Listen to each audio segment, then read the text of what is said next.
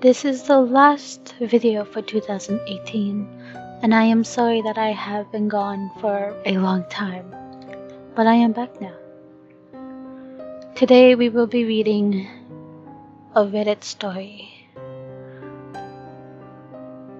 r/no sleep, called Problem Child by the Old Cat Lady. As a social worker, you're bound to come across some really messed up stuff. I've been at this job for nearly 12 years, and I've seen everything. Joel was raised in a kennel with a dog. He was so small. I thought he was 2 years younger than he really was. Andrea went into a doctor's appointment only for the doc to find out the kid had contracted chlamydia.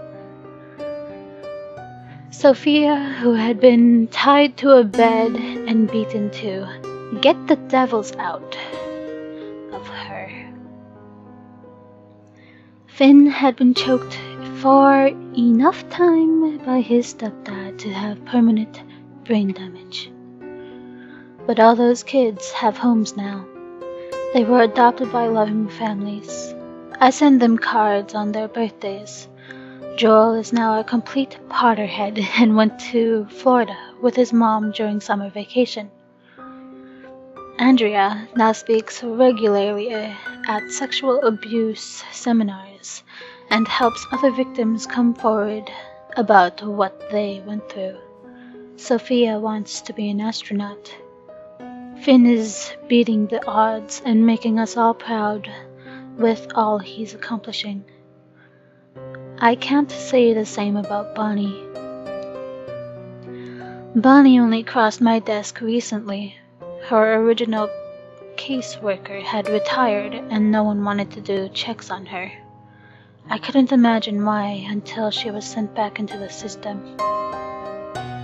That's when I cracked open that file and gave it a long read. No one knows where Bonnie came from. They found her in the back seat of a car that had been in an accident. The driver appeared to have suddenly swerved and ran into a tree. It killed him instantly. However, when the driver was ID'd, he didn't have children that age. The girl was one of his relatives, and she was found in a worn-out car seat that had the name Bonnie scrawled on it in black crayon. As much as it irks me to say this, she was the perfect case for an easy adoption. Blue eyes, blonde hair, 6 months old, and perfectly healthy. Exactly the kind of child that anyone would want. It's no surprise to me that a lovely young couple brought her into their home within a week. I even found a newspaper clipping announcing that the Johnson's family has grown by one. Cheesy but cute. But not even 3 weeks later, and Bonnie was sent right back into the system, with no explanation other than, she's a handful. I did some digging, and it does seem that the perfect Johnson couple were not nearly so perfect. A well check revealed that the garbage can was filled to the brim with wine bottles, and Mr. Johnson had been fired from his workplace for embezzlement. I actually looked them up to scrape up that last fact. I had gotten far too curious. The next couple seems to have an even better fit. The Morrisons. They'd already adopted 3-year-old Lily the year prior, and they were excited to grow their family again. Mrs. Morrison was a teacher. Mr. Morrison was an accountant. Lily was a happy, healthy girl. Well, she was. 2 weeks after Bonnie joined their perfect family, Lily was diagnosed with leukemia. This was out of nowhere. It worked fast. Before the year was out, the family had shrunk. and the Morrison family had to buy a coffin that should never have to be made so small. Everything fell apart. Everything fell apart after this. Mrs. Morrison started having an affair with one of her students. Mr. Morrison came home to them in bed in a rage, and in a rage, he shot them both. The teenage boy didn't survive.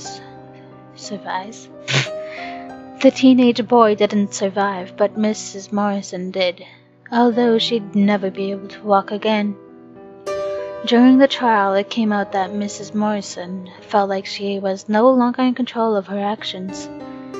She claimed she was sleepwalking when she seduced her student and brought him into her bed. Funny part is, Mr. Morrison said he had no idea where he even got that gun. He didn't own one, and it wasn't registered to him either. Obviously, little Bonnie had to be sent back into the system while her parents were sent to prison for statutory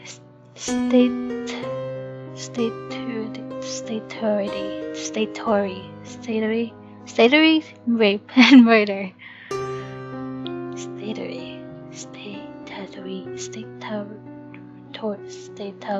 I can't say the word. Oh well. I wish I could say it got easier from her from here. Frick. I wish I could say it got easier for her from here, but it didn't. Not at all. It got worse even. Not every house was Not every house was as perfect as the Morrisons could have been. There were so many parents out there that are not. There are so many parents out there that are in it for the paycheck. Frankly, they got what they deserved when Bonnie entered their house. I was on the computer all night to see the path of destruction that laid in Bonnie's wake. House fires, unexpected deaths, some explained, some not. Illness, erratic and violent behavior. The most saintly of people became depraved maniacs, devolving into sexual deviants that sold their kid to sickos and download terabytes upon terabytes of illegal porn. Big brothers began gutting cats, and big sisters were found with their wrists slit in the bathtub. Parents threw children out the window on the second floor. Jobs were lost, homes destroyed. And the only thing in common with each and every one was Bonnie. The last house probably had it the worst. The last house probably had it the worst. The Raiders. This poor couple hadn't a damn clue what they were getting into when they adopted Bonnie. They'd already adopted 3 other problem children who came from abusive pasts, so they probably thought that Bonnie would be nothing new, nothing unexpected. Mr. Raider went into work last week and killed everyone. Mr. Raider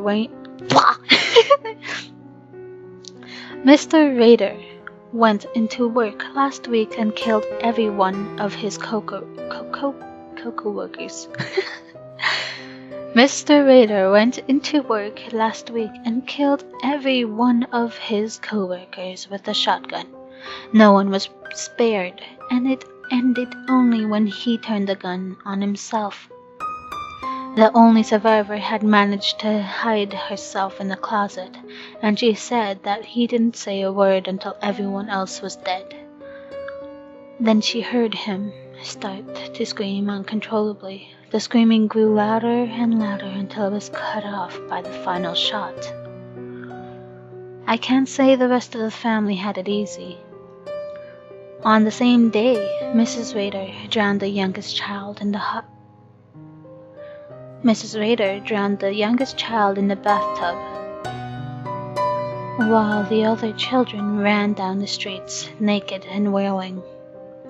They finally managed to flag down a neighbor and told her, and I quote, "Mom's gone crazy.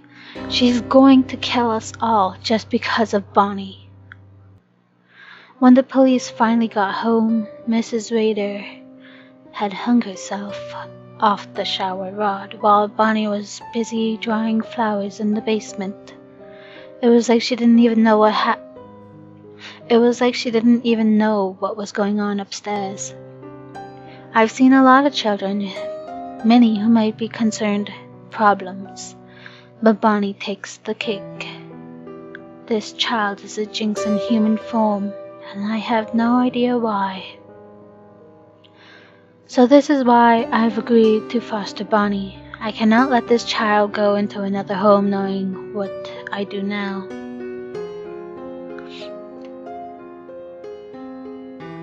Bonnie is one of the most beautiful children I've ever seen. Dark golden curls and those wide eyes such a bright blue, they make the sky seem drab. She's quiet, always says please and thank you, and I've yet to see any typical trouble-making behavior. Stealing, hoarding, lying, destroying. I questioned her about all her previous homes, how her entire life she spent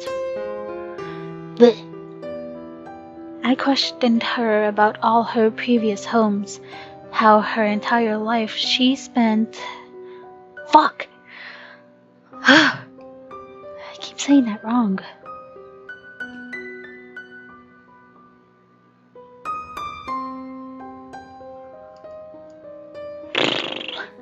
I questioned her about all her previous homes, how her entire life she's never spent more than 7 months in a house. At the time, we were enjoying dinner and Bonnie looked up from her mac and cheese to ask for some applesauce. When I poured her some applesauce in a bowl, she took it and then she started talking.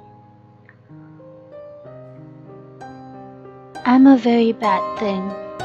I can't do good things, no matter how hard I try, and everyone around me gets hurt because of it. I'm sorry. I'll try to do better this time.